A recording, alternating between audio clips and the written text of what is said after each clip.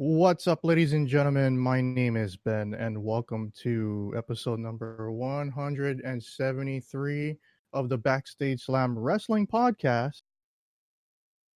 And I am joined by my tag team partner in crime, Josh. How you doing? Yeah, I'm doing pretty well. How are you doing? Yeah, doing good, doing good. Trying out the Periscope stream for the first time. Ooh. I forgot I was playing the intro music to the podcast, and then I forgot to hit the mute button on the playback. I was like, "Oh crap!" That threw me off for a bit. But yeah, not bad. It's been a pretty rainy, overcast day. It's actually been storming for the last, I don't know, 2 hours. My internet went out a couple of times. I was kind of getting worried that we wouldn't be able to do the podcast tonight. Well, here we are in our corner of the ring, getting ready to do some tag team action on the World of Pro Wrestling. Yeah. We made it. We made it. Yeah, we definitely made it. Now, not to jump right into things or anything like that, but you know what's not making it for me? The excitement level for TLC. Yeah, dude. Like I said I wasn't gonna watch SmackDown, but to be honest, I had it on mute on my monitor, and I just couldn't care. I just couldn't care. I was like, I'm halfway through the new season of the Runaways, and I was like, I should have kept watching, and I didn't even get started on The Expanse yet. Yeah, and I'm trying to watch more of The Marvelous Mrs. Maisel. I'd been trying to make time for the wrestling thing. Why? Why do we do this to ourselves, man? Right. Well, let's get down to business, shall we? So, after SmackDown, right now, I'm going to go ahead and refresh both the WWE website and the Wikipedia page. It looks like they did not add any brand new matches yet. And I did not see any new matches added on SmackDown, did you? No. I have not seen anything at all. Okay. All right, so here's what I'm going to do. Okay? This is what I'm going to do. I'm going to go over to our Discord, and then I already emptied my picks. I just hadn't pushed enter to submit them yet. So what I'm going to do is I'm actually going to go over the list, and then I seen a couple of other websites that made their predictions, and they also predicted like 3 more matches that have not been made official yet, so we'll probably get to that. But first, let's go ahead and check out the first match. The first match we got the Viking Raiders, or let's start from the way that we formatted this, because we ripped this. I ripped the picture right off of the TLC Wikipedia page. So let's start from the top. That way you can make your picks on the fly. We got Roman Reigns versus King Corbin in a tables, ladders, and chairs match. Josh, why don't you tell us who's going to win this match and why? Does somebody have to win this match? Well, technically it's a TLC match, so like I think anything goes. I don't think there's any disqualification. Yeah, like that stopped him from Hell in a Cell. Unless there's like a double knockout or something like that. You know, I don't pick Roman because it's Roman. That's just my policy. Nothing against the guy. I just don't do it. But I also have the same policy for Corbin. So I'm kind of stuck. You're at a catch-22. So who do I vote for? Yeah, this is the thing. We do know that Roman heading into between the Royal Rumble and WrestleMania season, Roman's always been strong. You know it. I know it. Everybody knows it. The problem is, oh, King, like Baron Corbin needs this win. He needs a win for this King gimmick, and they're just not doing him any justice. It's like this King of the Ring victory didn't do nothing for him, and it's like somebody else should have won. Well, traditionally, the winner of the King of the Ring hasn't really been known as a big winner afterwards. It's like a diamond in the rough, though. You know, It's like, oh, he's the King of the Ring. He doesn't need to win. Just like if you're a champion, you don't need to win. You're the champ.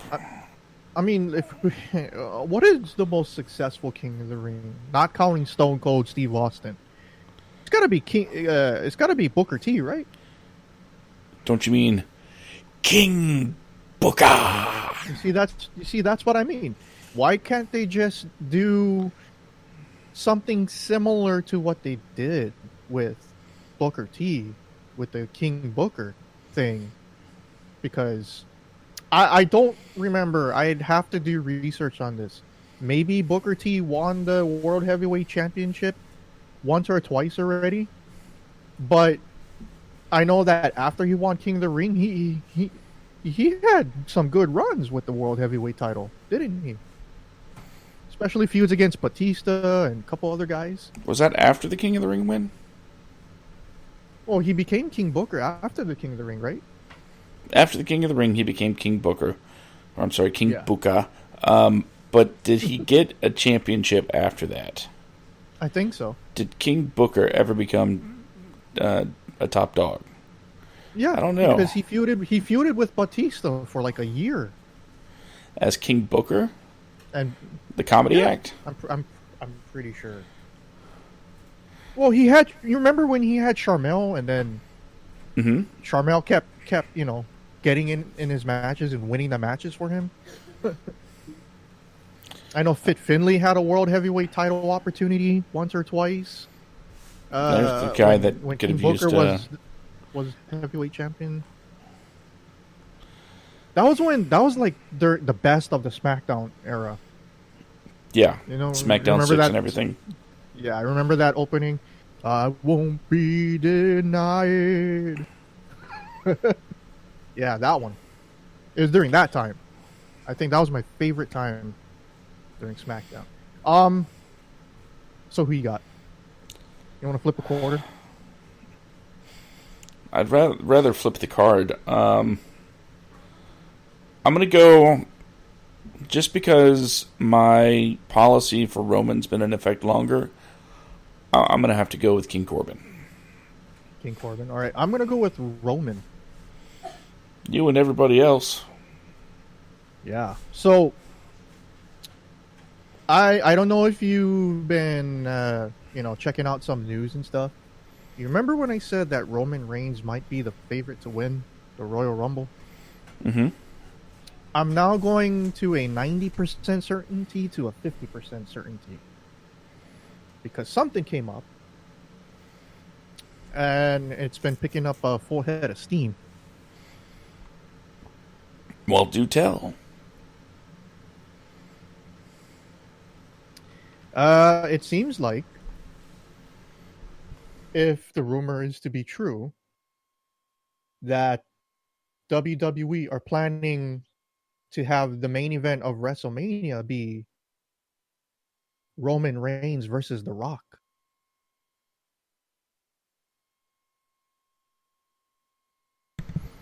Okay, that you have my attention. So if that's the case, I'm like, okay, if The Rock is really interested in this being his retirement match, I'm all in. But here's the problem. How many times does Roman Reigns need a torch passed to him? He has so many torches right now. It's like, I would just have The Rock go over Roman and that's it. You know? Jeez. And then have The Rock cut an epic promo like, The Rock doesn't go out on his back. Yeah. Now go see my new Fast and Furious movie. All right, let's head back over to pay-per-view predictions. We got the second match, The New Day, Big E and Kofi Kingston versus The Revival, Scott Dawson and Dash Wilder. Josh, you didn't watch SmackDown, right? Right. There was a funny moment during SmackDown, which I had on mute, which when I side-eyed it, I quickly saw everything, and I had to turn the volume on. During their entrance tonight on SmackDown, Dash Wilder took a mean spill coming out from Gorilla. And it was funny as hell. Like, go on Twitter after the podcast and watch our Xavier Woods did a reaction video to it of just him laughing for almost 30 seconds. And everybody, okay, you remember how strong the meme game was when what's his Titus face? O'Neil? Titus O'Neil tripped and fell underneath the ring. Yeah. Right now, it's currently going. Like, more people are just posting. Hop on the meme train. Yep. So, that was awesome. I'm going to go first on this one. I'm going to go with the New Day. But here's the situation, Josh. Maybe this might influence your pick at the last second. Since you and I have had 3 straight pay-per-views with the same picks, maybe I could try to dissuade you from trying to make the same thing so you can catch up in points. But so the Revival's contracts are up after WrestleMania in April. I just found that out. Now, the question is, do WWE pull the trigger and give the Revival back another championship run in hopes that they would re-sign for another 5 years? Or do you think that they've made up their minds and say, hey, we're just going to ride the wave and then that's it? So, but other than that, I'm kind of thinking the Revival might want to go to AEW because, let's face it, who doesn't want to see the 3.5-year build for the Revival versus the Young Bucks? Now, we're talking April, right? So, after April, we're looking at a 90-day no-compete clause, so that's going to come out to April, May, June, July. So we're looking at all in or all out coming up during that time, and I think it will be the perfect opportunity to debut there. Like I said, I'm just using my clairvoyancy, fantasy booking. I got no sources whatsoever to confirm this. Just a little note. There won't be a 90-day no-compete. Oh, okay. So you actually looked that up. All right. Yeah, nice. Because their contract would be expired, their obligation fulfilled. They could jump anywhere they want the day after their contract expires. Okay, so that's perfect then. Because we got February 29th, which is, by the way, going to be a leap year. For AEW Revolution pay-per-view. And I think we got All In right after that. If the rumors are led to be true, All In is going to be treated as their WrestleMania. So that will be kind of perfect. But with that said, I think they made up their minds. I don't think they're going to stay. And if they do win, I hope they do carry the titles, but it's not going to keep them. I don't see WWE gifting them the championship and have a couple of months run just to coach them into re-signing for 5 years. I don't see it, and that's the main reason why I'm going for the New Day. However, I'm going to make a bold statement. I think it's time to pull the trigger on breaking up the New Day, or at least having one of them turn heel and break off from the group leading into WrestleMania season. Because, Josh, I said this to you the last 2 WrestleManias. I want to see a New Day triple threat match, just like I wanted to see for the Shield. So I'm going to go with the New Day. Well, sorry to burst your bubble, man. New Day ain't breaking up. They are in this till retirement. So one of them goes, the group will go. But Well, until then, they're sticking together. okay, well, how about this? What if one of them was to break up from the group and then they're potentially replaced by either Nikki Cross, Bailey, or Toru Yano? Would all be forgiven? I mean, that's your ultimate five or six right there, right?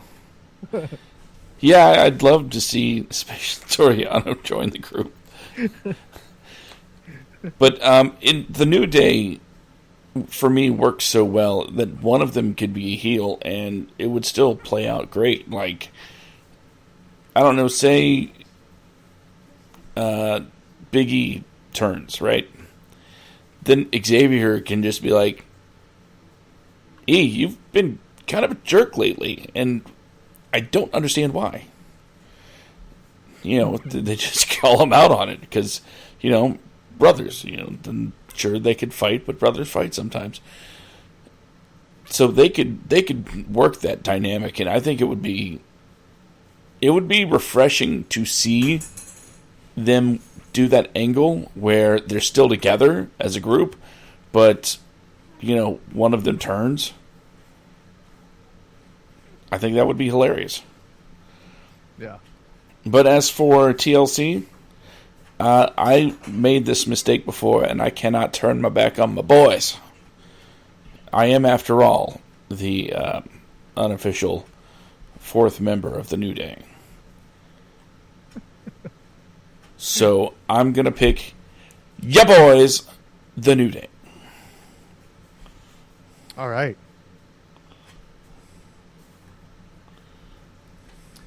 Let's see. Third match, Bray Wyatt versus The Miz, singles match, non-title.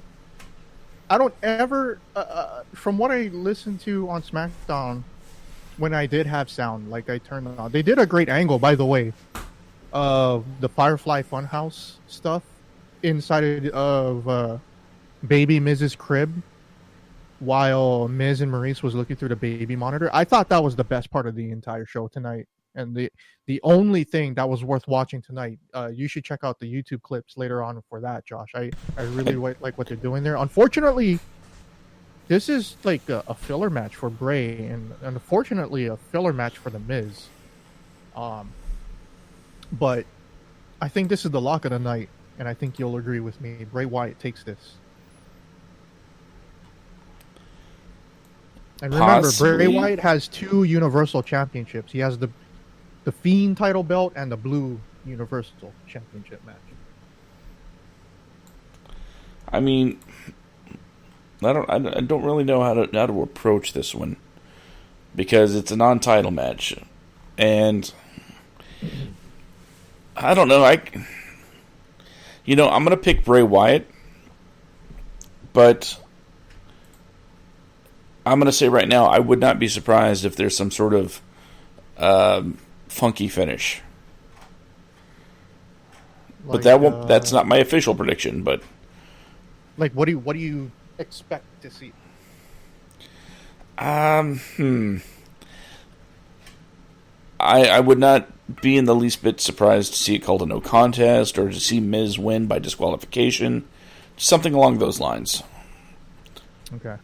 I have a hard time believing it's going to be a straight up, pinfall victory or submission for that matter. Daniel Bryan run in, remember? He got pulled out underneath the ring. He got what appeared to be his hair or his beard ripped out. Yeah. By Bray Wyatt, and we haven't seen him since. So that wouldn't surprise me either, since their program is clearly not done. All right. So Coming up next, which is potentially one of the matches of the night, Aleister Black versus Buddy Murphy. Who you got, Josh? I'm going to fade to Black on this one, man. Aleister Black is going to knock out Buddy Murphy. Yeah. It's kind of weird. It seems like Vince doesn't know what to do with Aleister Black or Buddy Murphy. Buddy Murphy's had a really good run as Cruiserweight champion, But since then, he too has like no direction at all since he moved up from 205 Live. They need to get behind Aleister Black and they need some sort of direction with him. I'm kind of hoping they probably put him at WrestleMania versus AJ Styles for the US Championship. But if there's any sign to come, WWE starting to put real life couples with one another. So if they continue down that trend, Joshua, hear me out. We might see Zelina Vega get dumped as manager from Andrade, and maybe she can, dress gothy and walk out with her IRL husband, Alistair. Or maybe finally, when she's no longer managing Andrade, maybe she can just join the women's division because she certainly can do so. But they need some sort of direction with Aleister Black. Aleister Black needs a faction. He seems to be a born leader, and I can just see kind of like what Sanity was, except I was just gonna say that. I was gonna say when Sanity broke up, Eric Young and the big dude, oh man, what's his name? Killian Dane would have been perfect pairing for Aleister Black. Yeah, they would have. Except more calculated. Eric Young no longer looks like Eric Young. They need a Sanity type faction. Bring Nikki Cross back into a faction. But I think they would benefit, at least Aleister Black would benefit greatly from having a group of people to lead and to move his way up to the top of the card. And it could be a Sanity-like faction, except instead of chaos reigning supreme, it would be very calculated maneuvers that look chaotic. Mm-hmm. But there would be a plan and a motive behind everything. I can imagine Vince doing something hokey that might put him over. Maybe like Gangrel comes out, and then Christian comes out, Edge comes out, and then they do the whole Brood thing. Just for shits and giggles, and then Aleister Black comes out, gives them all the black mass, and then it's like passing of the torch, like he's the new vampire type gimmick or whatever. That could probably work. I don't know. They just need to give Aleister Black some sort of direction moving forward. I would love to see him as United States champ. All right. This is probably the match that everybody has been waiting for. I think this is the strongest match on the entire card, Josh. I don't know about you.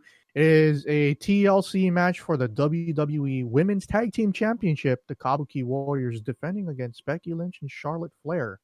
Who you got?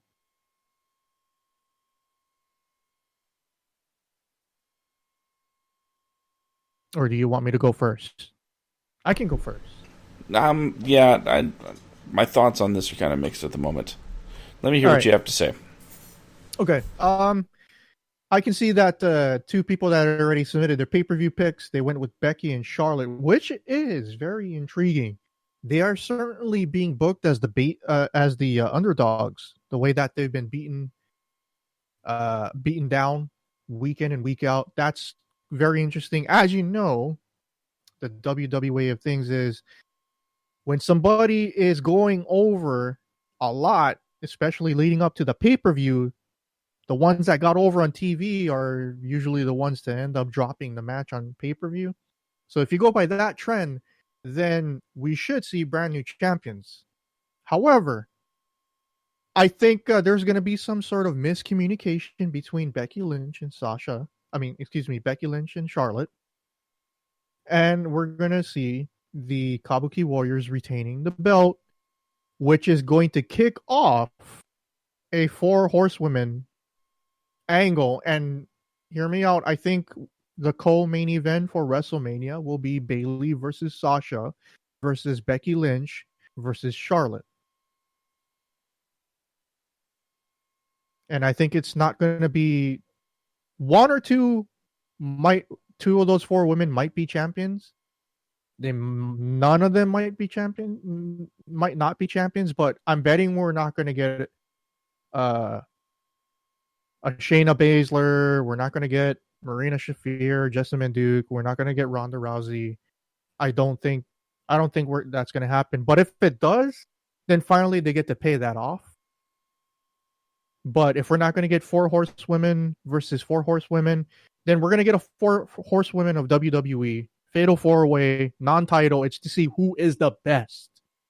And I think this match right here is going to kick it off. I also see the relationship between Bayley and Sasha.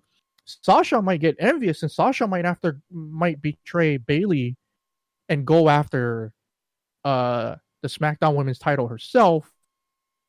And I think, personally, all 4 women will be in a WrestleMania match, and I don't think any of them are going to be champions setting in.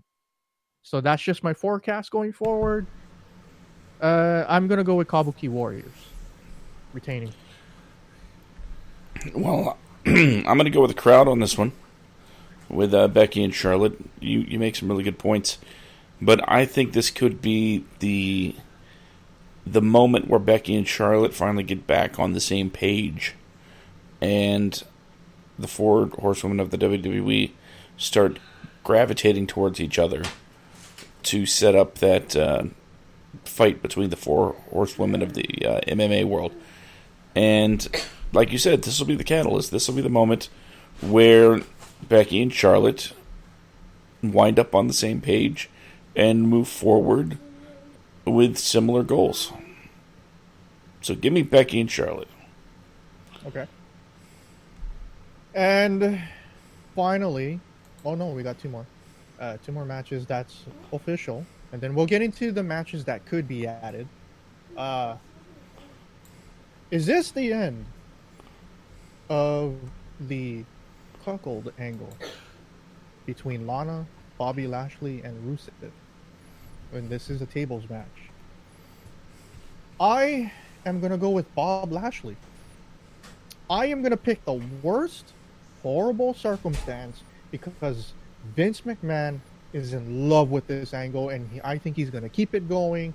And that's why I think, even though Rusev has been on the better end of this entire storyline, and everybody's starting the Rusev Day chants back up, I think they're going to keep this thing going, and I'm going to pick Bob Lashley to win this match.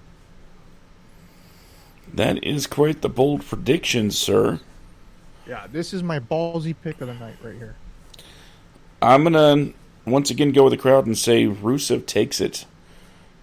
This whole thing's gone on long enough, and just because Lashley loses doesn't mean they don't have a reason to fight anymore. This is just,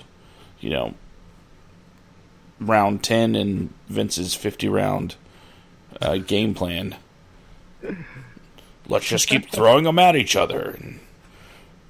And when the people start getting tired of it, keep throwing them at each other. So that's what I think is going to happen. This round goes to Rusev, and God. So okay. So you picked Rusev. I picked Bobby Lashley. Yeah, I picked your Rusev. If Rusev wins, is that done? Is this angle done? No. Can we get a Bobby Lashley splitting with Lana? No? No. Okay. At some point, Lana's going to go on a poll. I think this is going to keep going until at least the Royal Rumble. I wouldn't be surprised to see this at WrestleMania. Yeah. And then WrestleMania arrives and they're like, it's going to go on the kickoff for Lana's heart. Look, Rusev needs direction as well. I want Rusev to do well. In the Royal Rumble, I want him in at least the final 8, final 6. I want him to have a strong showing, build something for the future. Where would you like to see Bobby Lashley a few months from now, heading to Mania? Because I don't know about you, Josh, but there's ever a time to build a Bobby Lashley versus Brock Lesnar match, now would be the time to pull the trigger. I mean, no. I wouldn't go that route at all. If anything, I'd say if Lashley's not going to get Rusev at Mania, and he still has Lana by his side, I think Lana gets him into a fight with Goldberg. Oh, no. Lana runs her mouth, and Bill Goldberg responds, and Bobby Lashley's like, yeah, I'm going to take him out. And maybe that's when he's like, this girl does not have my best interest in mind. I would rather see Lashley versus Lesnar. Just there's no reason for them to fight. Well, there is. Lashley deserves that spot. Paul Heyman could. Paul Heyman could shove it in the face of Bobby Lashley that Bobby Lashley was never, even though he has a way better MMA record than Brock. Brock fought in a UFC, which is has far superior fighters than where he was at Strikeforce. Yeah, I can see the Heyman promo now. You know, Brock Lesnar was a UFC champion. Look, and you were what? Okay. Strikeforce. Think of it this way, Josh. Do you know what WWE currently has plans for Brock Lesnar? To either wrestle one or both of these guys, Cain Velasquez and or Tyson Fury. I would rather go with Bobby Lashley. At least the interest is there with those other guys.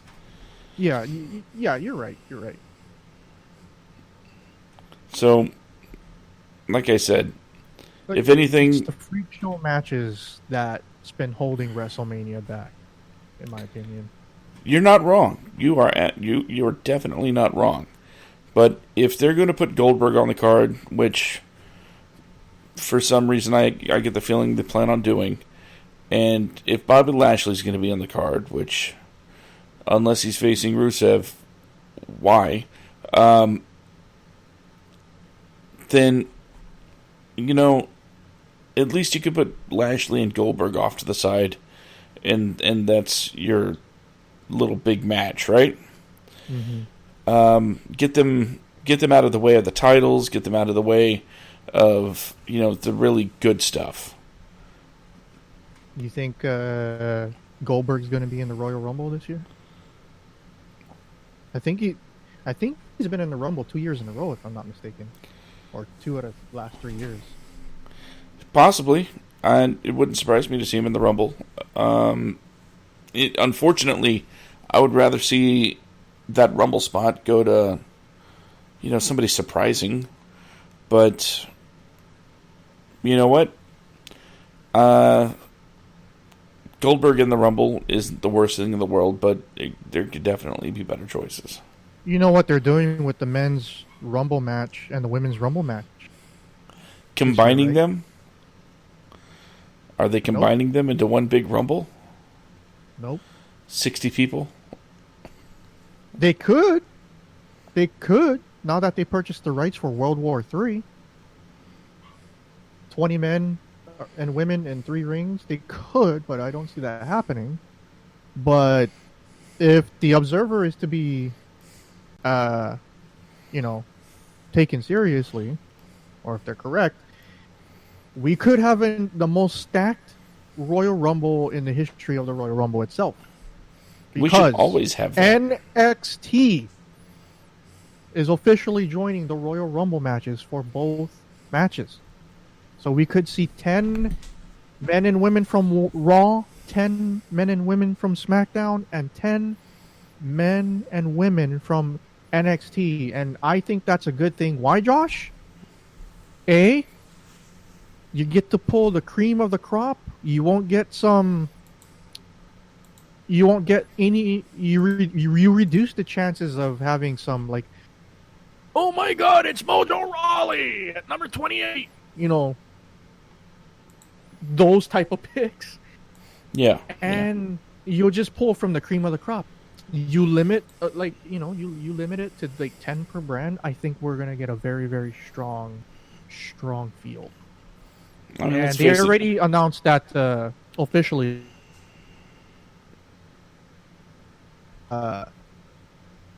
NXT will have a presence at Wrestle, so we will have NXT matches and championships defended at WrestleMania this year, which is a really good thing. Yeah, I don't think anybody's going to get 10 participants in the Rumble because the surprises, the legends and whatever. So I would imagine everybody's going to get like 8 slots and hopefully leave 6 spots open for just something unexpected. It still would make a stronger field, which is great. I still think they should. Let's see. Yeah, maybe. You think CM Punk's going to be in it? Be in the Women's Rumble? Yeah. All right. I think what I still want to see is 2 or 3 of those 6 spots going to someone indie. Someone they can trust to come in, work for a night and maybe go on about their business. I'm still a big advocate for wrestling companies working together to bring us big moments, to bring us big matches. There's no reason in the world we shouldn't have had the Young Bucks versus the Revival at, the peak of its, internet feuding. There's no reason at all. They could have put it on NXT because they've had several people that you would normally see from New Japan on there. They've had several people just show up for one night to get a great match. So there's no reason in the world not to allow the quote-unquote competition to show up and give us the best matches in the world. That's what WrestleMania weekend should be. The best wrestling in the world. All right. That's a big rant for another time. All right. Looks like OBS is having a hard time trying to keep up the stream. It's still storming bad outside, so we're going to wrap it up in a couple of minutes. Here's the last official match that they don't... Okay, look, they don't have this listed on the WWE main website, but it's on Wikipedia. And I do think this match is going to be on a kickoff show on Sunday. The Viking Raiders will be defending the Raw Tag Team Championship in an open challenge. And I easily picked the Viking Raiders because I do not think, even though I want it to happen, I do not think AOP will come in because it's a little bit too early for that. I do believe we're going to get AOP versus Viking Raiders at WrestleMania. So who you got? Viking Raiders or the open challenge dudes, whoever they may be? I'm picking the Viking Raiders. Okay. We got at least 2 matches, potential matches, that could be added to the card, making this a 9-card total. SmackDown Live Women's Championship. They've been building tension between Bayley and Lacey Evans. If that match does happen, who do you got? I have to go with my Bay all day. Bayley! Same here. I don't think this is going to happen because they missed the opportunity for it to happen. But they were originally planning Shinsuke Nakamura versus Braun Strowman. If that match still happens on Sunday, who do you got?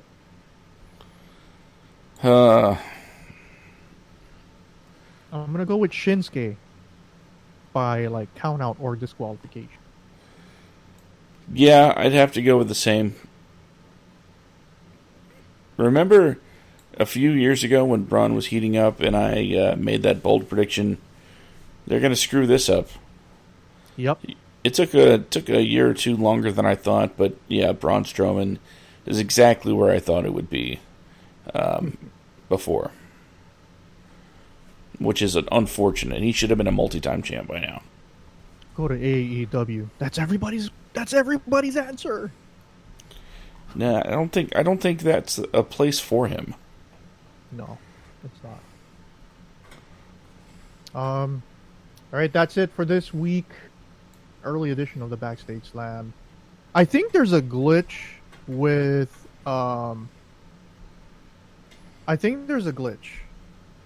This is my first time streaming using OBS on Periscope. I think there's a glitch. I think chat is frozen because I got two people that DM me on Twitter saying chat's not working on Periscope.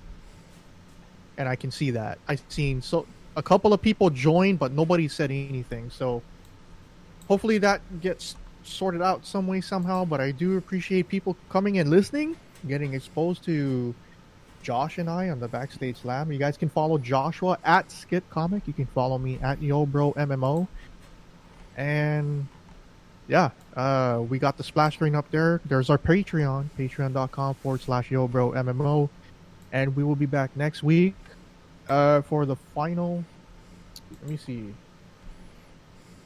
Yeah, we will be back on either the 20th or the 21st, next Friday or next Saturday. Not Sunday. We usually do the podcast on Sundays, but we're going to be back next Friday or next Saturday on the 20th or the 21st. And we'll be giving our year-end reward special and our predictions for New Japan Pro Wrestling's biggest event of the year, Wrestle Kingdom 14. Josh and I will be doing the predictions for that. With that said, my name is Ben. That's Josh. Thank you for listening and thank you for watching. Too sweet, everybody. Too sweet.